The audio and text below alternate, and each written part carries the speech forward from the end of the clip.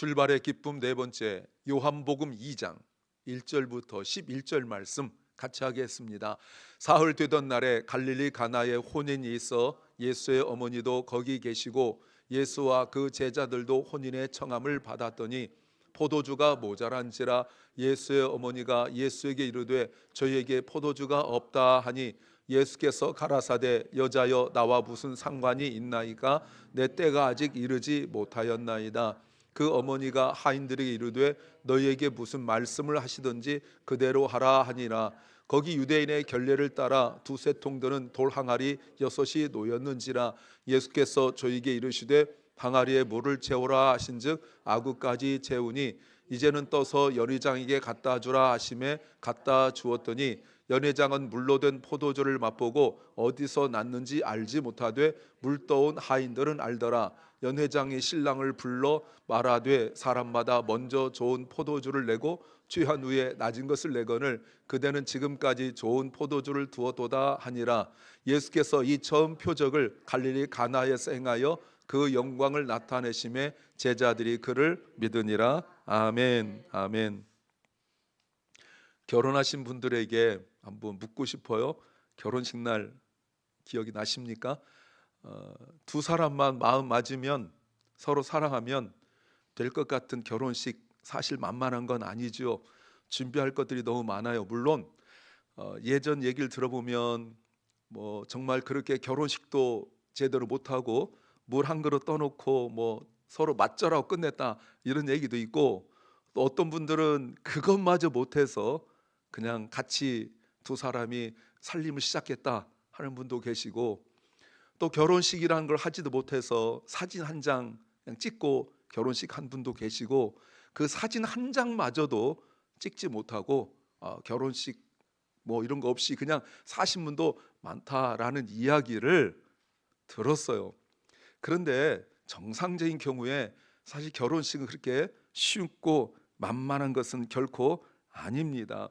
왜냐하면 결혼식은 한 가정이 시작하는 날이기도 하잖아요. 공식적으로 시작하는 날이라고 볼 수 있습니다. 그런데 결혼식에서 정말 중요한 것은 언제나 먹는 것이 중요합니다. 그래서 먹는 것이 부실하면 아무리 준비를 많이 하고 또 뭐 예배로 드렸다 할지라도 사람들이 야, 결혼식 이게 뭐냐? 라고 말한 것은 신랑 신부 인물 보고 하는 말이 아니라 먹는 것 때문에 그런 거예요. 예전에 서울에서 그 우리 교회 장로님 그 가정에서 결혼식을 했는데 당연히 담임 목사님이 설교하시고 제가 그때 부목사였는데 갔는데 여러분 딱 가니까 그 큰아버지란 분이 딱 오더니 저하고 목사님 자리에다가 그 맥주병하고 소주병을 다 갖다 놓으시면서 아유 주례하시느라고 힘드셨는데 한 잔 받으시죠 이렇게. 굉장히 난처했어요. 그게 지금 장로 가정에서 일어난 일입니다. 그러니까 우리 목사님이 아주 위트가 있으신 분이 오늘은 잘 안 받습니다 이렇게. 그래서 저보고 부목사님도 저는 운전해야 됩니다 하고 제가 넘어갔지만, 그렇죠. 그런 것들이 좀 그래요. 하여튼 결혼식에서 먹는 게 매우 중요해요. 오늘 법문의 시대는 더욱더 그랬습니다. 그때는 결혼식은 두 사람 문제만이 아니라 두 가정의 문제만은 아니었었어요. 이게 동네 전체의 문제였었어요. 그래서 어느 결혼식 날짜가 이렇게 정해지면 그냥 두 사람만, 두 가정만 준비하는 것이 아니라 온 동네가 그걸 준비했어요. 그때 가장 주위에서 준비해야 될 것이 바로 포도주예요. 그래서 이거는 아무나 집안 사람 하는 것이 아니라 오늘 본문에 연회장이 나와 있는 것처럼 그 부분에 대해 전문가이신 분이 양쪽 양가 그리고 동네 사람들 이것저것 물어봐 가지고 음식이야 뭐 그쪽에서 하는 거지만 포도주 이런 것들은 어느 정도 담궈야 되는지를 지시하고 이렇게 진행해 나갔어요. 오늘 본문도 결혼 이야기죠. 요한복음에 모두 7개의 표적이 있습니다. 예전에 한번 설교한 적이 있지만 요것만 뽑아서 한번 설교하고 싶은 생각 없지 않아 있어요. 그런데 그 중에 첫 번째 표적이 바로 오늘 표적이에요. 한번 우리가 보셔야 돼요. 요한복음의 첫 번째 표적의 이야기가 어디에서 일어난 일인가? 또 하나 중요한 질문이 왜 첫 번째 표적 이야기가 다른 것도 아닌 혼인잔치 이야기인가? 그럼 우리는 다시 한번 질문해 봐야 됩니다. 왜? 많고 많은 이야기들 중에서 혼인 잔치가 예수님의 첫 표적이 돼야 되는가?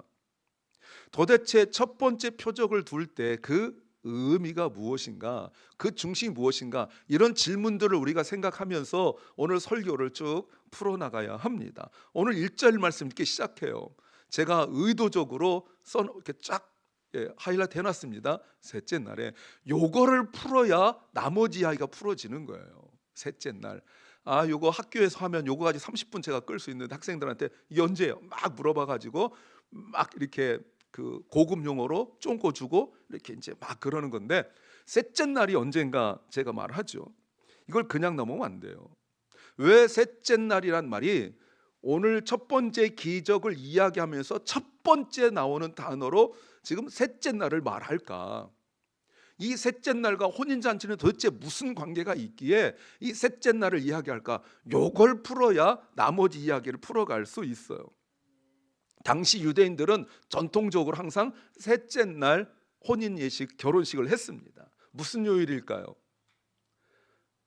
화요일입니다. 얼른 내가 대답하는 게 낫지. 화요일이에요. 안식일, 월요일, 화요일 이렇게 딱 셋째 날이라는 것은 바로 화요일을 말합니다. 근데 요거는 그냥 하면 안 되고요. 성경 창세기 이 내용을 보셔야 돼요. 저렇게 해놓고 본문은 없습니다. 이때 셋째 날이 언제냐면 하나님께서 물과 땅을 구분하시고 땅이 드러나던 날이 셋째 날, 하나님께서 천지를 창조하신 날인데 이때 뭘 만드시냐면 채소 그리고 과실나무를 하나님께서 만드시는 날이에요. 그러니까 셋째 날을 의도적으로 유대인들은 결혼식을 했어요. 무엇을 의미할까요? 여러분, 무엇을 의미할까요? 이 날이 그냥 세상 사람들이 말하는 손 없는 날 이런 날입니까? 그 결코 그런 날 아니죠.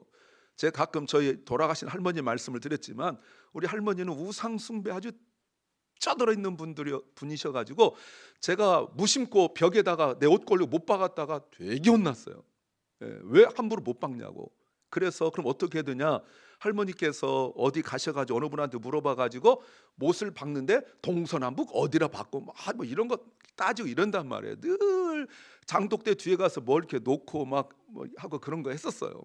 근데 요즘에도 무슨 붉은 말의 해, 무슨 용의 해, 그러면 그때 결혼식하고 이런 거 있잖아요.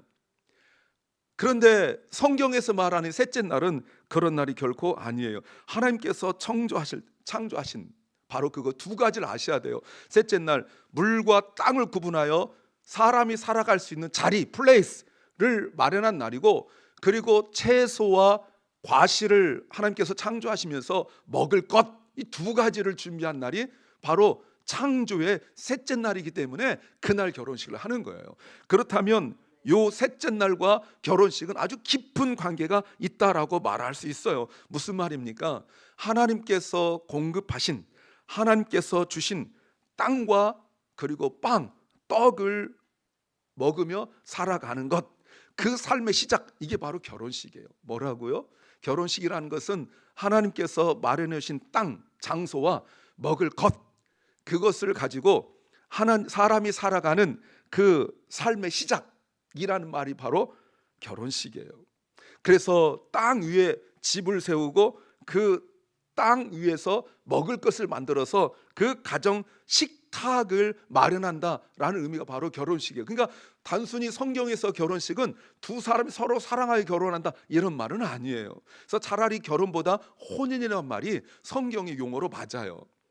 그래서 하나님께서 마련해 주신 그 땅에서, 하나님께서 마련해 주신 그 땅에서 자라는 채소와 먹을 것 가지고 살아갈 수 있는 식탁을 차리고 두 사람이 함께, 각각 살아가던 사람들이 함께 부모를 떠나 함께 그 같은 식탁에서 살아간다라는 것을 공식적으로 선포한 날이 바로 결혼식이에요. 그러니까 부부는 대화만으로, 사랑으로만 살아갈 수 없고 하루하루의 삶에 먹을 것을 먹고 서로 먹이고 서로 버티고 살아간다라는 말이 결혼식이에요. 자, 결혼하신 분들 그 의미를 알고 결혼하셨습니까? 앞으로 결혼하실 분들 잘 들으시기 바랍니다. 자, 그렇다면 결혼은 사랑의 약속만이 아니라 삶의 자리와 먹을 것을 함께 나누는 시작이에요. 그래서 sharing 하죠. beginning of sharing, a place on table. 예. 이게 바로 결혼식이에요. 그래서 세상 사람들처럼 둘이 사랑하면 되지 뭐 이런 식의 그 용어와 그 내용들이 교회 내에 돌아가지고 직분자 자녀임에도 불구하고 어릴 때부터 교회 다녔음에도 불구하고 결혼을 그저 두 사람만 마음 맞으면 되고 뭐 이게 정말 비신앙적이란 말이에요.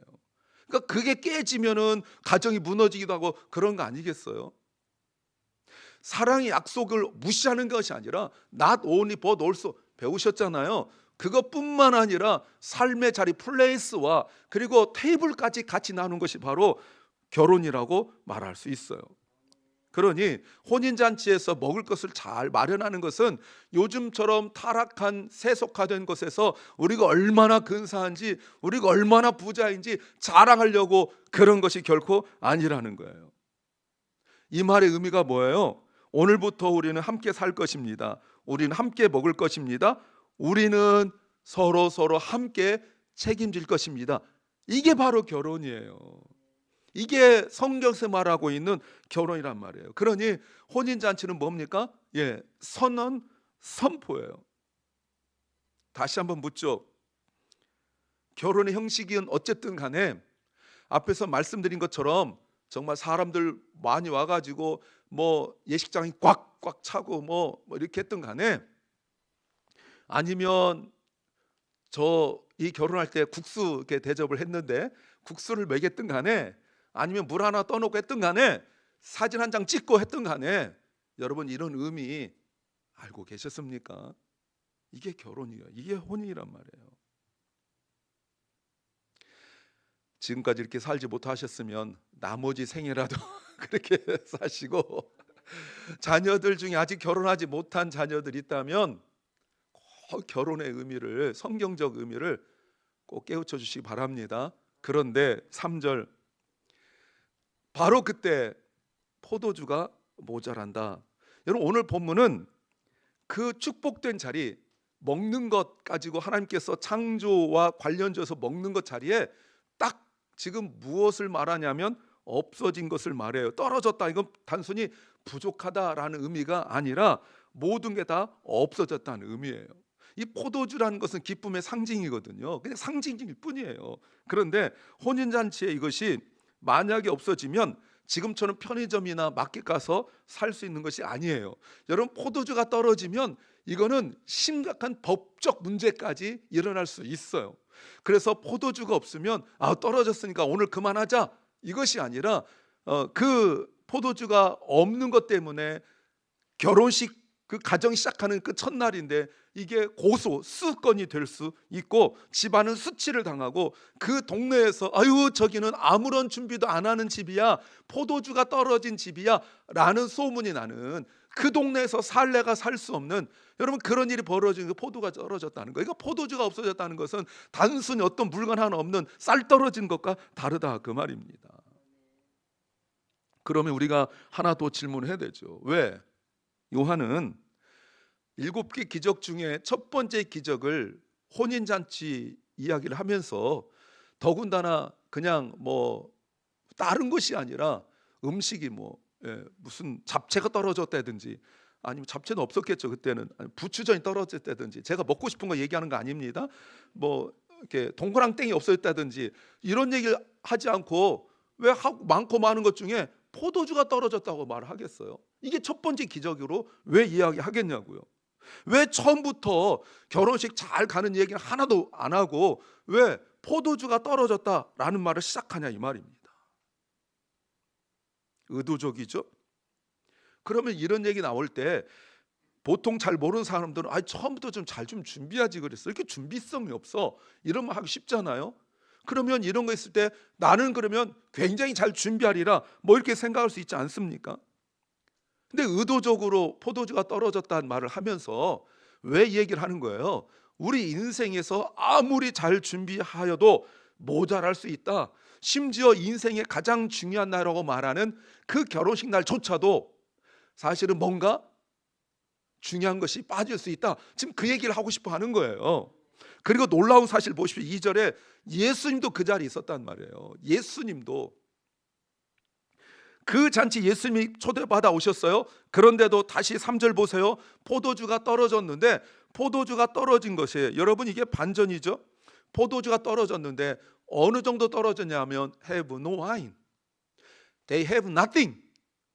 그들이 가진 것이 있는데 뭘 가졌어요? nothing을 가졌다고요. 없어졌단 말이에요. 여러분 이거 보세요. 이게 첫 번째 반전이에요. 예수님께서 함께 계시는데도 부족함이 생길 수 있어요. 예수님이 함께 계시는데도. 여러분 무슨 말이에요? 제가 예수님이 함께 계신데 이런 일 있어? 불신하거나 비웃거나 아니면 실망시키려고 하는 것이 아니라, 저는 지금 아무리 서로 사랑하고 아무리 잘 준비했어도 저는 이거를 지금 현실의 세계로 끌고 오는 거예요.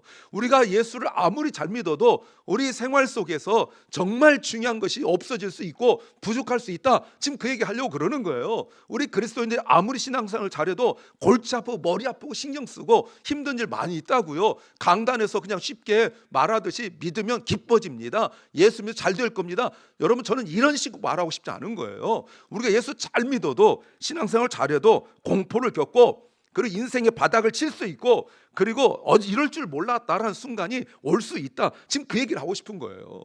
예수 안 믿는 사람 말고, 대충 믿는 사람들 말고, 신실하게 잘 믿는 사람들 중에서도 이렇게 힘들 수 있고, 세상에 내 인생에 왜 이런 일이 일어났어라고 이런 일이 일어날 수 있다는 거 말하고 싶은 거예요. 지난 금요일에 시편 73편 가지고 제가 말씀을 드렸잖아요. 이런 어려운 일 있을 수 있어요. 어떤 사람들은 이런 말 듣고 싶지도 않고 생각하고 싶지도 않고, 그런 일들이 우리 인생 속에 일어날 수 있어요. 어떤 분들은 이거 이미 경험해 본 분도 계시고, 아마 현재 경험하고 계신 분도 있어요. 도무지 이해할 수 없고 내가 받아들이고 싶지도 않은데 부인할 수 없는 현실이에요. 그러면 아까 했던 질문이 다시 이제 질문이 바뀌어요. 왜 이런 일이 생기지 않도록 해주시지 않나 하나님은?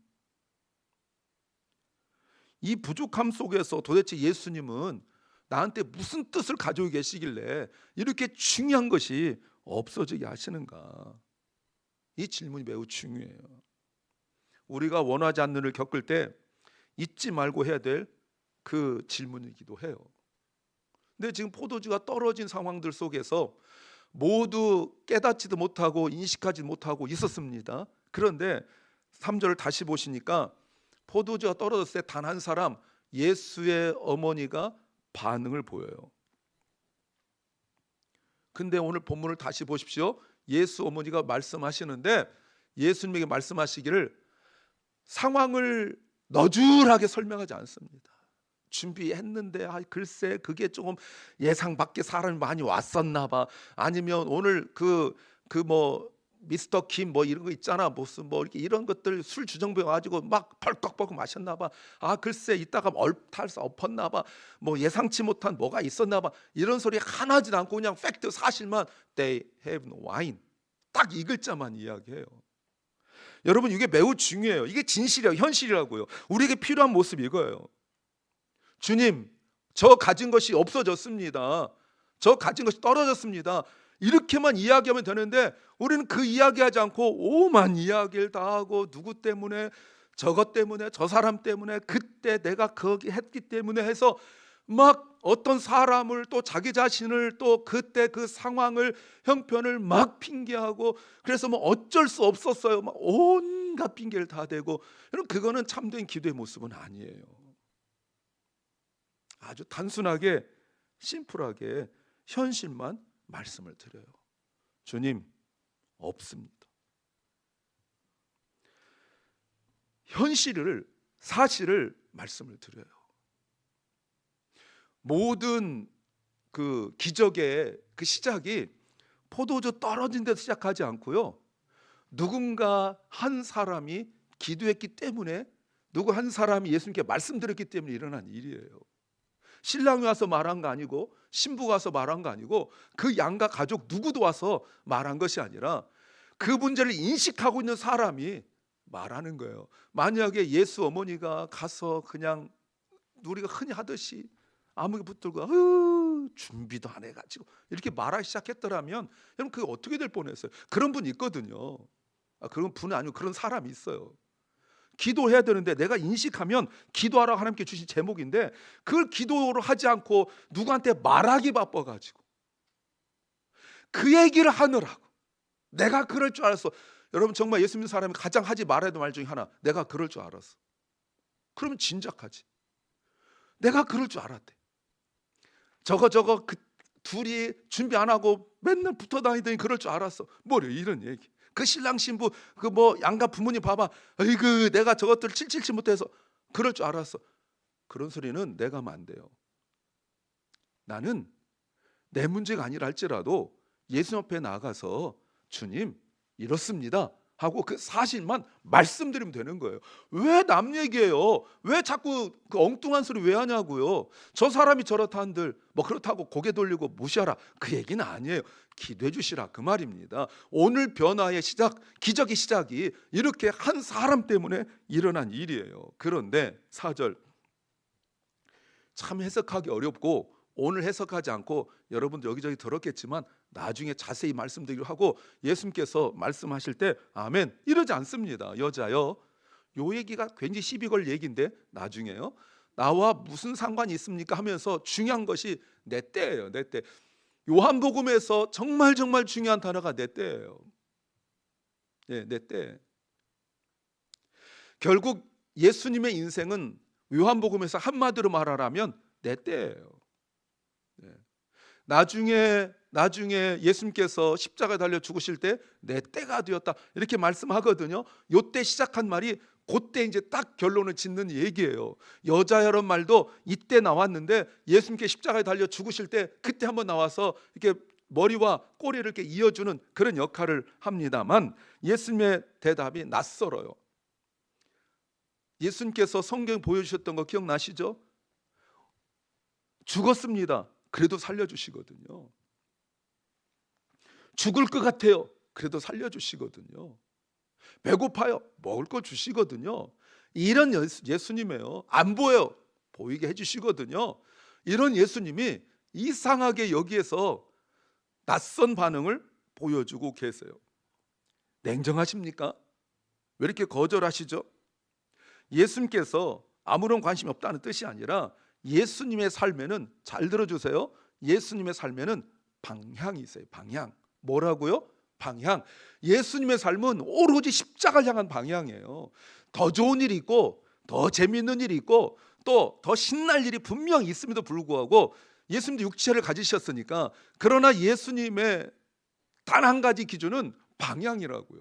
우리는 이 방향이 없으니까 조금 뭐 해나간 옆에서 재밌는 거 있으면 한눈 팔고, 또 누가 무슨 말만 하면 호로록 가고, 또 누가 무슨 말 하면 실증 나서 또 도망가고, 방향이 없어 인생이.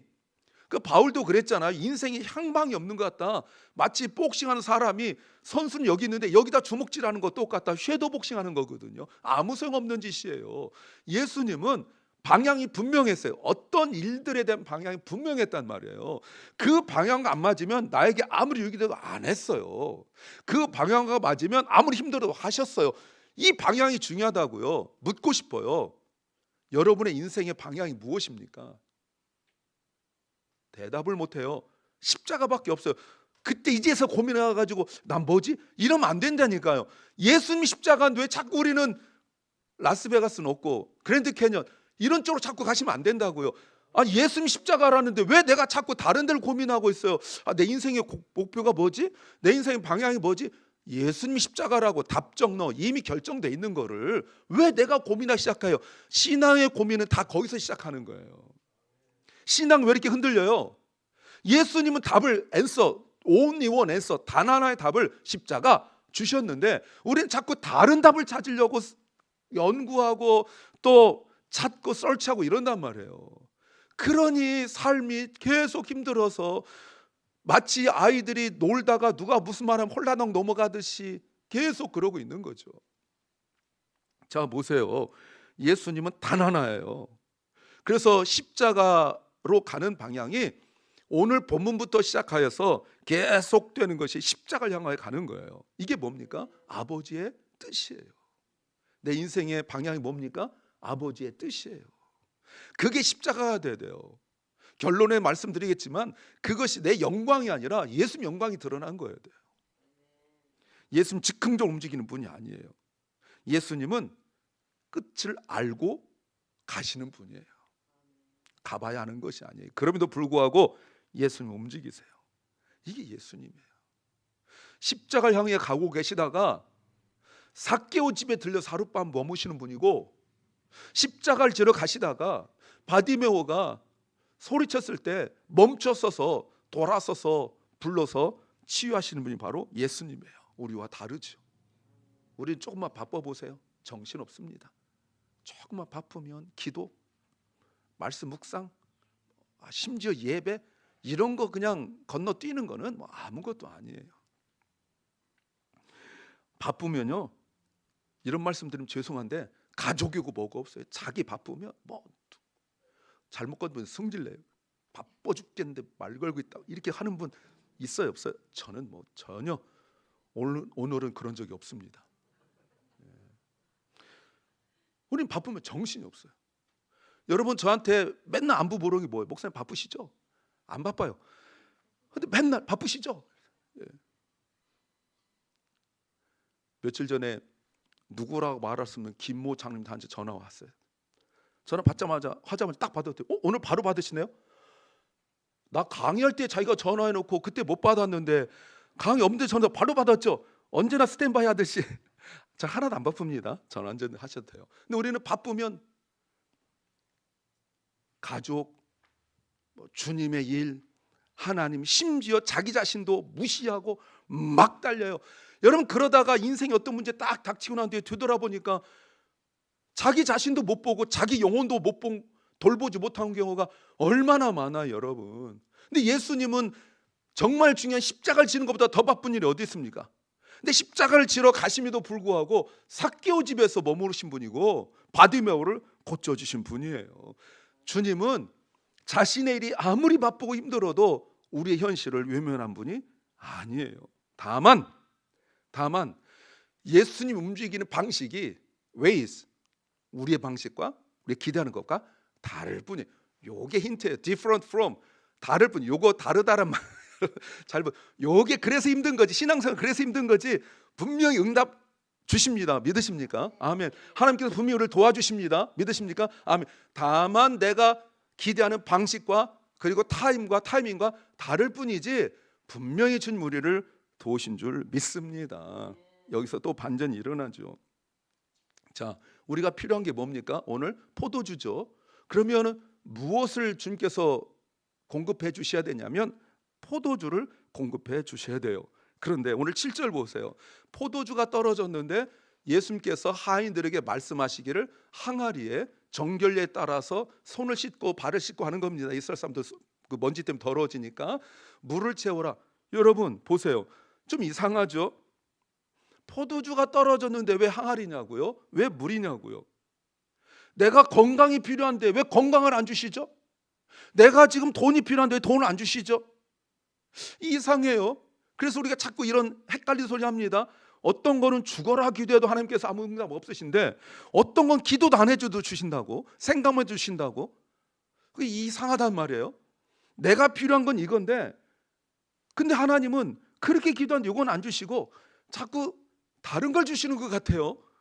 여러분 지금 포도주가 필요한데 포도주가 아니라 물을 주신단 말이에요. 우리가 결론을 알으니까 이렇게 멀쩡한 걸로 알고 있지. 여러분 내가 당사자라고 생각해 보세요. 주님 포도주가 필요해요. 그래? 하고 딱 따라주는데 물이에요. 여러분 그것 받고 아멘 할 수 있습니까? 이게 안 되는 거예요. 자꾸 내가 기대한 게 있기 때문에 그걸 체험받아야 아멘 나오고 어디가 간증하고 말도 안 시켰는데 글쎄 내가 포도주 기도했더니 포도주를 채워주셨어. 이렇게 하면 부럽다 이렇게 말한다고요. 근데 내가 포도주 기도했더니 하나님이 물 주셨어. 그럼 여러분이 다른 사람들이 뭐로 생각하겠어요? 돌았구만 이러지 않겠어요? 근데 여러분 이게 기적인데 결론 알고 있으니까 우리가 그런 거예요. 여러분 본문의 핵심이 바로 여기예요. 예수님은 내가 급하다 해서 당장 응급처치하는 분이 아니라고요. 내가 부족한 것이 무엇을 의미하는지 깨닫길 원하시는 거예요. 부족함이 끝이 아니라 예수님 중심으로 모시는 시작점이 돼야 된다. 지금 그 얘기를 하시는 거거든요. 예수님은 없어진 것을 다시 채우는 분이 아니라 기쁨이 어디에서 오는지를 새로 가르치는 분이에요. 여러분 이게 뉴 티칭이라고. 뉴 티칭. 본문에 보면 그 항아리를 손 씻고 이런 거 깨끗해지려고, 근데 예수님께서 가득 채우라고 말씀하십니다. 그 물이 포도주가 된 거예요. 예수님은 기적을 베풀어서 사람들 놀라게 하고 막 와 이거 하려고, 내가 예수님께서 채우신 것 대하여 와 하고, 여러분 그런 것만 기대하고 주님께서 주신 것이 결코 아니에요. 성령께서 우리 마음에 역사하셔서 왜 주님이 나에게 건강을 주시는지, 왜 주님이 나에게 물질을 주시는지, 왜 주님이 나에게 시간을 주시는지 그 의미를 깨닫게 하시려고 그러는 거지, 단순히 놀라는 거 가지고 여러분 응답받아서 그땐 좋아하다가 흐지부지 돼서 또 잊어버린 것이 한두 가지입니까? 여러분 기도해서 응답받아서 좋다고 그렇게 돌아다니다가 또 가마득하게 잊어버리고 살아간 적이 한두 번입니까? 그 의미가 없는 짓이에요. 오늘 본문을 잘 보세요. 물이 포도주가 됐다는 그 매직이 아니라고요. 이건 메시지예요. 사람들이 이런 생각합니다. 야, 내가 뭔가 기도했더니 하나님께서 그걸 주셨다. 내가 원했더니 하나님께 주셨다. 여러분 그거는 결코, 물론 그래도 중요합니다만 그건 결코 중요한 것이 아니에요. 예수님께서는 우리가 가고 있는 방향을 들어서 자신이 가고 있는 방향 우리를 바꾸세요. 여러분 그것이 우리의 기쁨이 돼야 된다고요. 건강을 주시고 또 물질을 주시고 나에게 무슨 어떤 기도한 걸 응답 받았을 때 그것이 그 자체 어떤 사건 해프닝으로 기쁜 것이 아니라 우리의 방향을 틀으셔 가지고 예수님께서 가시는 방향으로 가게 하는 그것이 우리에게 기쁘다는 말이에요. 그게 우리의 응답이 되어야 된단 말이에요. 그래서 기쁨이라는 것은 내가 나를 고친 뒤에 오는 보상이 절대 리워드가 아니고 주님께서 그 문제 속으로 내 인생 속으로 들어오실 때 시작되는 기프트가 되는 거예요. 그래서 선물이라고 그러는 거예요. 그래서 예수님의 첫 표적이 가정이 만들어지는 혼인잔치가 되는 것입니다. 왜요? 왜 그럴까요? 여러분 가정은요 감출 수가 없는 곳이에요. 가정은 부족함이 드러난 곳이에요. 집에서조차 가면 쓰고 있는 사람은 정말 나쁜 사람이죠. 예. 저희 할머니 얘기 또 해서 죄송해요. 예전 말씀드렸지만 저희 할머니께서 할아버지 앞에 감히 말씀 못 드리니까 할아버지가 에이 하면 찍소리 못 하니까 저만 보면 할아버지 옆에 계신데 나는 네 할아버지 정말 모르겠다. 왜 그런지 정말 모르겠다. 들으시라는 거죠. 그럼 할아버지가 에이 이러신다고요. 그때 제 어린 나이에 늘 궁금했죠. 왜 모르실까? 여러분 집에서는 모든 성과가 다 드러나요. 남편이 얼마 버는지, 아내가 얼마 버는지. 집에서는 쌀이 떨어지면 모두가 다 알고, 집에서는 사랑만 되는 것이 아니라 삶이 흘러가야 되기 때문에 집에서는 정직해야 되는 거예요. 근데 부부 사이에 가리는 것이 있고 부부 사이에 감추는 것이 있으면 신앙인의 가정으로서는 아쉽습니다. 그래서 오늘 바로 우리의 삶의 진짜 기쁨이 시작되는 것이 가정에 된다. 그래서 오늘 본문인 가정에서 시작하는 거예요. 기적은 어디부터 시작하는 거예요? 가정에서부터 시작하는 거예요. 어떤 분은 가정에서는 엉터리고 관계도 안 좋은데 밖에서만 잘 되는 분들이 있거든요. 물론 거기도 잘 돼야 되는데 회개 많이 하셔야 돼요. 자, 오늘 본문의 종들 보십시오. 종들에게 주님께서 말씀하십니다. 물을 채우라. 채웠죠? 떠다 주라. 떠다 줬죠? 말 안 들어 움직여요. 잘못하면 종들 맞아 죽습니다. 포도주가 떨어졌는데 종들이 물을 가지고 연회장에게 옵니다. 연회장에 묻겠죠? 이게 뭐니? 몰라요. 저기 있는 분이 물 떠다 주라고 그랬어요. 그러면 자식이지 하고 이렇게 옛날 2000년 전엔 맞아 죽어요. 그럼에도 불구하고 종들은 왜 이유를 알지 못했어요. 예수님 왜 물 항아리를 채우라고 하시는지, 왜 떠다 주라고 하는지. 거기에 감정이 들어가 있지 않았어요. 다만 순종할 뿐이었어요. 순종은 이렇게 해석이 됩니다. 기적을 얻어내는 기술이 아니라 주님의 일하심이 내 삶을 지나가는 길이 돼야 돼요. 나에게 기적이 일어났다면 나한테 멈추는 것이 아니라 나를 통과해야 돼요. 나에게 이런 기적이 일어난 것 몰라요. 사랑하는 여러분, 연회장이 이런 일들 통하여 좋은 포도주 만들었다라고 말합니다. 그렇다면 요한이 이렇게 말하는 첫 번째 기적 이유가 무엇인지 아시겠죠? 우리 현실 속에서, 우리 가정 속에서, 기쁨이 무너지는 자리에서 예수 그리스도로 말미암아 진정한 기쁨을 얻게 하는 것이 매우 중요해요. 그래서 요한복음에서는 미러클, 기적이라 하지 않고 사인이라고, 표적이라고 말하는 겁니다. 거기에 의미가 있기 때문에 그래요. 자, 그러면 마지막 결론이에요. 왜 예수님께서 이런 기적을 베푸셨을까? 11절 때문에 그렇습니다. 11절 읽죠. 같이 읽습니다. 예수께서 이 처음 표적을 갈릴리 가나에서 행하여 그 영광을 나타내심에 제자들이 그를 믿으니. 이게 결론이에요. His disciples believed in him. 신랑 신부가 중요한 게 아니에요. 포도주가 중요한 것이 아니라 그의 사람들이 예수님을 믿는 것. 여러분 잘 보세요. 제자들이란 기적이 아니고 제자들과 관계없는 사람들이 일어난 기적이지만 하나님의 사람들은 그들에게 일어난 일을 통하여 예수를 더 잘 믿는 것입니다. 이게 표적의 이유예요. 그래서 예수님은 부족한 것을 없애는 분이 아니라 부족함을 통해 기쁨의 중심을 바꾸시는 분이에요. 그게 뭡니까? 우리의 주님을 향한 믿음이라고 말할 수 있어요. 사랑하는 주님의 성도 여러분, 저는 오늘 세 가지 질문을 하려고 합니다. 첫째, 내 인생의 포도주는 무엇인가?